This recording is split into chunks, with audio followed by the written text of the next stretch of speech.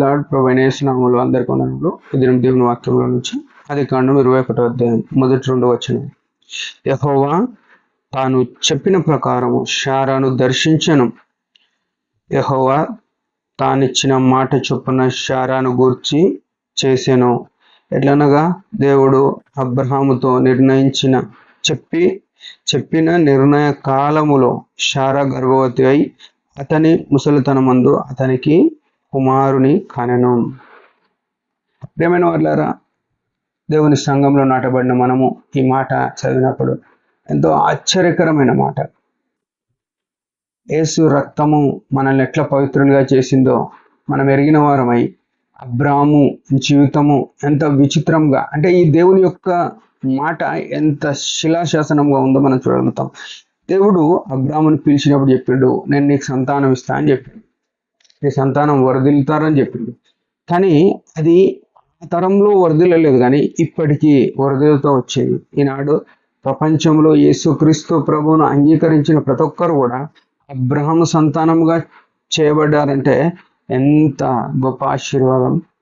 దేవుని యొక్క కనికరం చూడండి. ఇక్కడ చూస్తే ఏమంటా, యెహోవా తాను చెప్పిన ప్రకారము శారాను దర్శించింది. దేవుడు ఏదైతే మాట చెప్తాడో అది ఖచ్చితంగా జరుగుతుంది.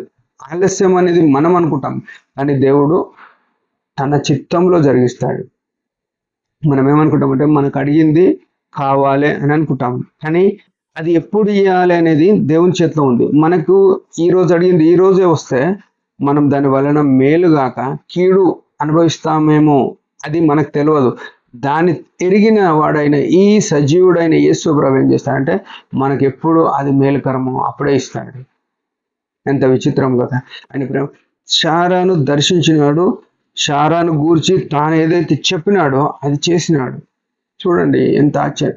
ముసలితనము అంటే దాదాపు 90 సంవత్సరాల వృద్ధురాలైన శారాకు ఒక కుమారుడు ఎట్లా కలిగినాడు అంటే కీర్తనలు చూడగలుగుతాం. 139 అధ్యాయంలో, నా అంతరేంద్రియములను నిర్మించిన వాడవు నువ్వే, నేను పిండమునైనప్పుడు చూసిన వాడవు నువ్వే, నా తల్లి గర్భములో నన్ను రూపించిన వాడవు నువ్వే అని కీర్తనకారుడు చెప్తూ వచ్చినట్టుగా ఈ వృద్ధాప్యంలో ఉన్న ఈ శారా గర్భములో ఇస్సాకును దేవుడు సృష్టిస్తూ వచ్చినాడు, నిర్మిస్తూ వచ్చినాడు. ఎందుకంటే ఒక స్త్రీ యొక్క ప్రమేయం లేదు, ఒక పురుషుని యొక్క ప్రమేయం లేదు. ఒక తల్లి గర్భంలో ఒక పిండము, ఒక బాబు, ఒక పాప పుట్టాలంటే అది దేవుని యొక్క కనికరము, దేవుని యొక్క ప్రణాళిక. ఎంత ఆశ్చర్యం కదా. ఈ శారా వృద్ధాప్యములో అబ్రహాముకు కుమారుని కంటూ వచ్చింది. ప్రియమైన వాళ్ళారా, ఇక్కడ మనం గమనించవలసిన విషయం ఏంటంటే ఈ దేవుడు ఆశ్చర్యమైన కార్యములు, అద్భుతమైన కార్యాలు చేసే సామర్థ్యుడు. తను వాగ్దానం ఇస్తే అది జరిగించేవాడు.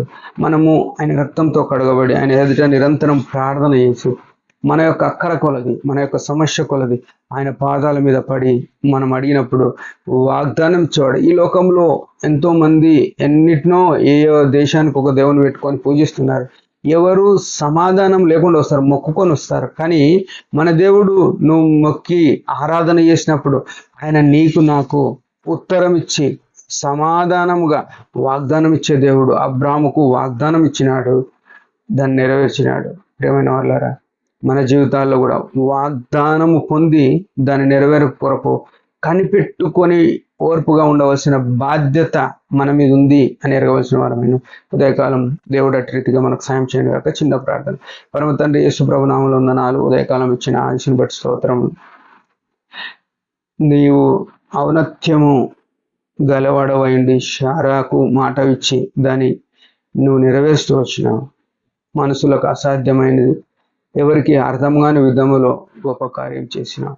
మా జీవితంలో కూడా అటు రీతిగా చేస్తాయి వాని నమ్ముతూ చేసే సామర్థ్యం ఉన్న దేవుడు అని స్తుతిస్తూ యేసు ప్రభు నామములో ఈ కొద్ది ప్రార్థన స్తుతి చెల్లిస్తూ యేసు నామములోనే బతిమాలి వేడుకుంటున్నాము.